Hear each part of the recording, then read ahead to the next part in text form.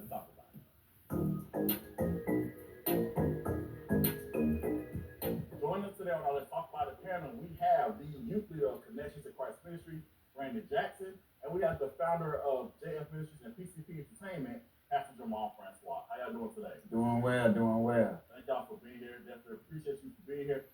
I picked you guys on purpose because, again, you all grew up in churches like me, so I figured this would be a great conversation for us to have. Right, All right. right, so let's talk about, again, us growing up in church. Brandon, start with you. What has your experience been like growing up in the church? So I've enjoyed my church. My dad's been a preacher since I was a student. He's been in youth ministry ever since he became a preacher. So I've been growing up around youth ministry. He became pastor. So I had the whole journey of youth pastor, pastor of the church, now out youth ministry. So yeah, my dad has been a great brother. Nice, nice. What about you, Jamal? Yeah, I grew up in church as well. I'm a PK as well. My dad has always been big in youth ministry as well.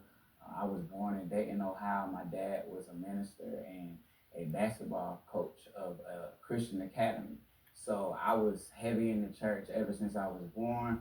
We moved down to Augusta. My dad ended up pastoring the church in Thompson, and I got involved from acting, drama, dance, and I started preaching when I was 10 years old. So overall, I've had some issues in the church, but overall, my experience has been positive. Got you. Just for me, like I said, I grew up in church. My dad started off, once he got saved, he started off as a deacon. Okay. And then he became a preacher, and then he started finding his own church. For me, though, to be honest with you, I enjoy my experience at church. I got saved as a child. But I didn't really understand my relationship with Christ until I became an adult. Right. I really understood Right. what that really meant. And then also too, just growing up in church. To be honest, because my dad spent so much time in church, I think I told my parents this recently.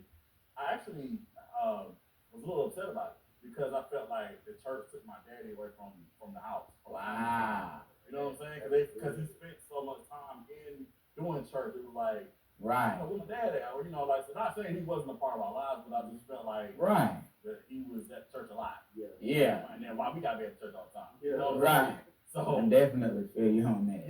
yeah. Now again, the church is definitely a staple in the black community, but we see now in modern day times a lot of people aren't really going to church. Right. A lot anymore. Why do you think that is? Start with you, Jamal.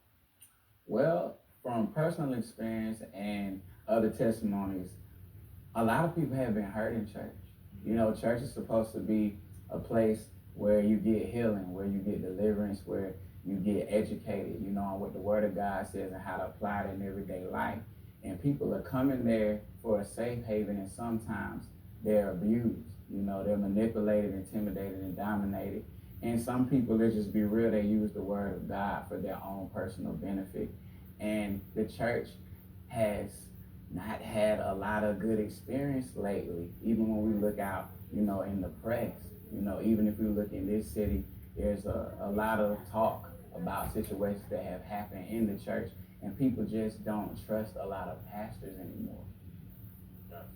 What about you, Brandon? Because you work with youth a lot. Yeah. So what's your thoughts on that? And I just kind of want to feed off of what he's saying. The people get hurt, and I think it takes also the church has to make like an effort for them to see that okay, the church is out there trying to go get people. Yeah. They're trying to go get people who may not know Christ. Right. And show that they're willing to love people Regardless. What you think is what you wear. And like the Bible says, he's supposed to broken heart. Yeah. The church carrying that same love and that same compassion for people and going out and showing that. I think that's what a lot of people may not be seeing that. They may not, social media doesn't show that side of the church always. Right. It shows the things that The drama. Yeah. I would say, like you said, a lot of heartbreak, but I would say the church also putting out an effort to show, like, hey, we're out here and we're loving people regardless, and we're out here trying to bring them back in. I think also too what helps is if people are really transparent. Like you said, like in the church, like I said, a lot of times the reason why people do get hurt, is because sometimes church can put on a facade that life is perfect, that I'm perfect, I'm not doing anything wrong, and then when stuff does come out about them, it's like, oh, you know, people get hurt by that. Then you disappointed. Yeah. Because again, because sometimes, let's be honest, some people put their pastors on this pedestal that they should not be on. Absolutely. Because Absolutely. you know what I'm saying? Because again, you keep in mind, you know, church people Christians are human as well. That's right. Human things as well. Absolutely. So I think it's double sided. Again, like I said, you have to, as people, they have to not put the people on the pedestal. At the same time, we as a church, we have to be transparent and not live these facades like That's right. like we are like we're perfect and nothing's wrong or anything like that. Right. You know what I'm saying? So yeah, definitely. But I want to say too, I think another the reason why people aren't even going to church is because a lot of people streaming now. Oh yeah. You know, which is a good thing. You know, like I said again, especially since COVID. Yeah. A lot of people are. I know our church, New Creation, we're utilizing our. You know, we still have the physical meetings. We also utilize, you know, Facebook and stuff like that for people who want to stream the service or whatever. So people can't attend church whether they work or you know whatever work for whatever reason. Right. How do y'all feel streaming has helped enhance, you know, people hearing the word of God? I think it's able to reach those places that we're not able to reach. So if we're not streaming, we're only in the building. I think we are able to reach like different countries. So for instance, the Nation of Christ Ministry, Apostle of Christ they're actually going to Africa this summer, and they have a full ministry that they run in Africa through streaming. So they teach, they're able to get the word to people in Africa. So streaming, I think takes the limitations off of God. Absolutely, I agree. What about you, Mark? Oh yeah, definitely. I stream like all the time. JF Ministries stands for Jamaal Francois Ministries. I actually co-pastor, lead pastor, minister, associate pastor for about 10 years in an actual physical building.